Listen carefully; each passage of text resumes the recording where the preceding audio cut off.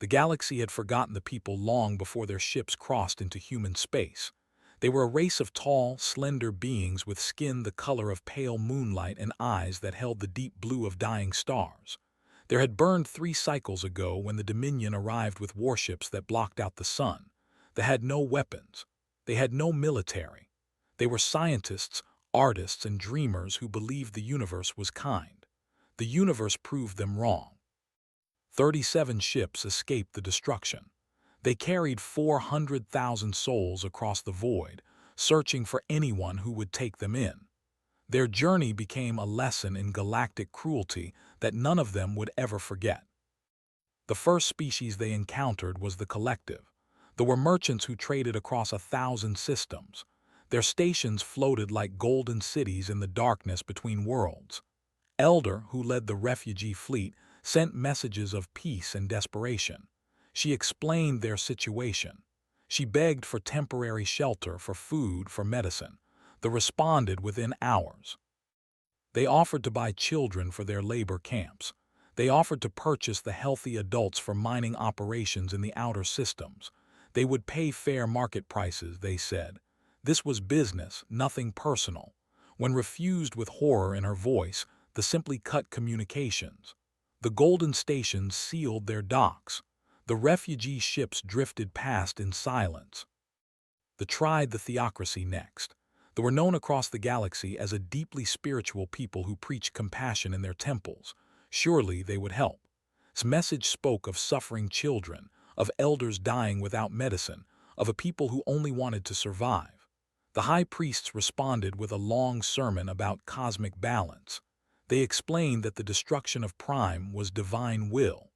They explained that helping refugees would disrupt the sacred order of the universe. They wished the peace in their next lives and closed the channel.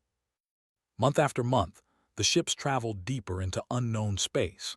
They tried the Empire, who fired warning shots and told them to leave immediately. They tried the Mechanical Consensus, who calculated that helping refugees offered no strategic benefit and ignored all further communications. They tried the Federation, who seemed sympathetic at first, but then demanded impossible fees for entry permits that would take generations to pay. Every species had an excuse. Every species turned them away. The ships grew quiet as hope died slowly in the hearts of the people. Families rationed their last food supplies. Engineers worked constantly to keep failing life support systems running. Children stopped asking when they would find a new home because their parents had no answers left to give. Elder stood on the bridge of the lead ship and watched the stars pass by. She was old now, older than she had been when this journey began. The weight of 400,000 lives pressed down on her shoulders every single day. She had promised to find them safety.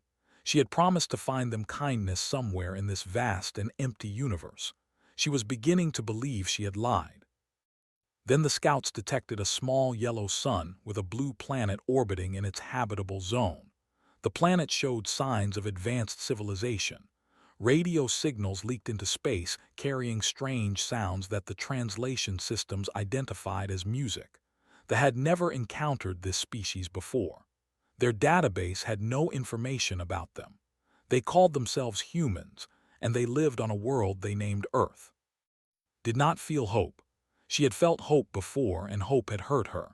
She simply sent another message into the void, expecting nothing, preparing herself for another rejection. The response came faster than any before. A human voice spoke through the speakers, translated roughly by systems struggling with a new language. The voice asked if they needed help, just like that.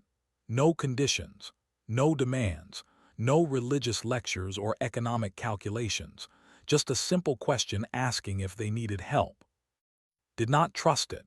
She explained their situation carefully, waiting for the trap to reveal itself. She explained that they had no money, no resources, no way to repay any kindness shown to them. She explained that they were 400,000 refugees with nothing to offer. She waited for the humans to change their tone. The humans sent coordinates for orbital approach. They sent medical teams to prepare for incoming patients. They sent messages asking about dietary requirements and atmospheric needs. They sent engineers to assess which ships needed immediate repairs. They worked through the night while their leaders argued about logistics, not about whether to help, but about how to help most effectively. The ships entered Earth orbit 3 days later. Small human vessels surrounded them, not with weapons but with supply pods filled with food and medicine. Doctors in protective suits boarded the refugee ships and began treating the sick without asking for payment.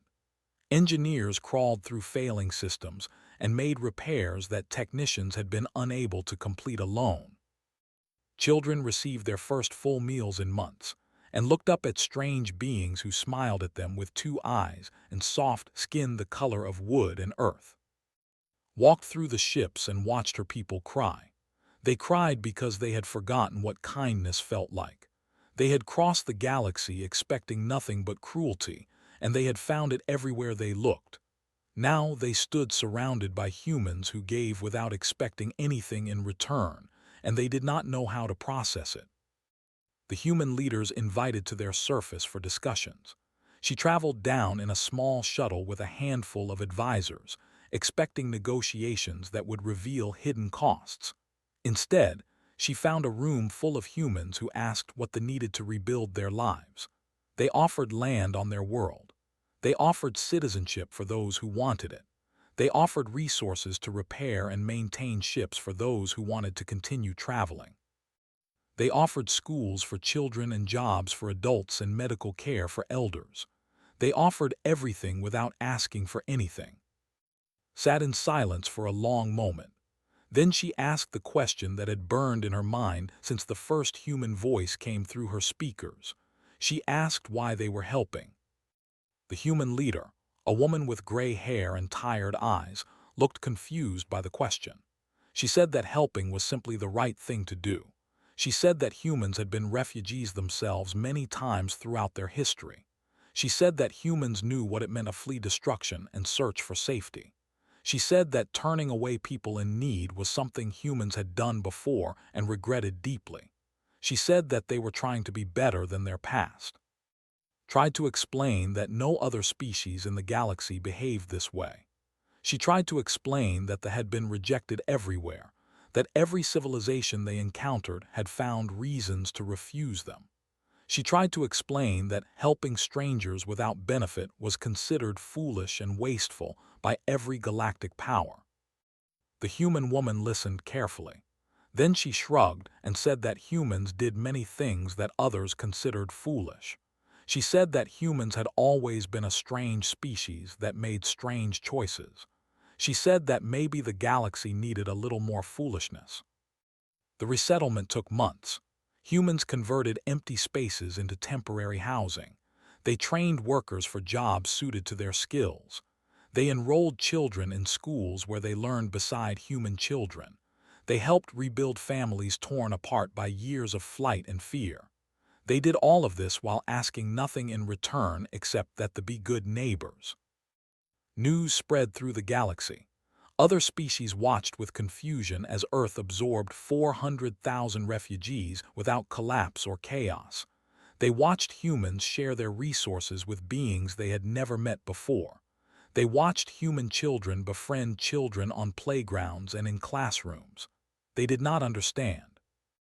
The collective sent messages expressing interest in trade negotiations with Earth. The humans politely declined. The theocracy sent priests to preach about the dangers of upsetting cosmic balance. The humans politely asked them to leave.